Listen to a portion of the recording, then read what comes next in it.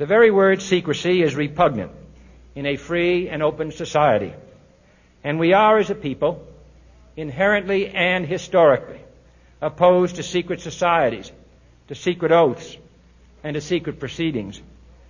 We decided long ago that the dangers of excessive and unwarranted concealment of pertinent facts far outweighed the dangers which are cited to justify it.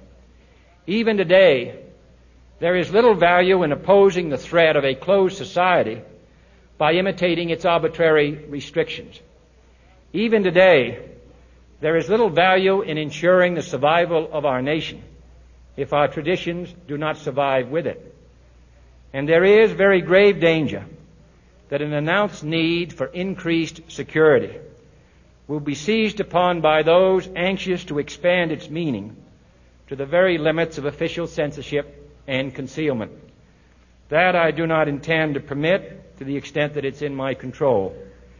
And no official of my administration, whether his rank is high or low, civilian or military, should interpret my words here tonight as an excuse to censor the news, to stifle dissent, to cover up our mistakes, or to withhold from the press and the public the facts they deserve to know.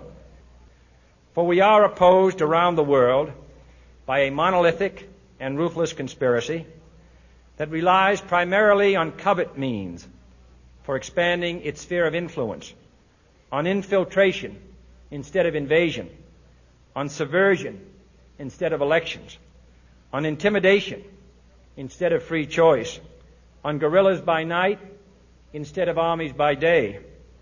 It is a system which has conscripted vast human and material resources into the building of a tightly knit, highly efficient machine that combines military, diplomatic, intelligence, economic, scientific, and political operations. Its preparations are concealed, not published. Its mistakes are buried, not headlined. Its dissenters are silenced, not praised. No expenditure is questioned, no rumor is printed, no secret is revealed.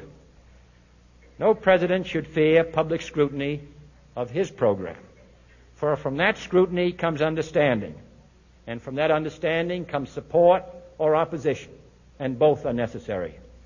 I am not asking your newspapers to support an administration, but I am asking your help in the tremendous task of informing and alerting the American people.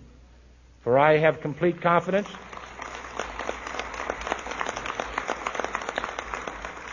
in the response and dedication of our citizens whenever they are fully informed. I not only could not stifle controversy among your readers, I welcome it. This administration intends to be candid about its errors. For as a wise man once said, an error doesn't become a mistake until you refuse to correct it.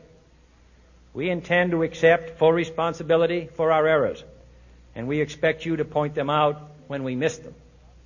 Without debate, without criticism, no administration and no country can succeed, and no republic can survive.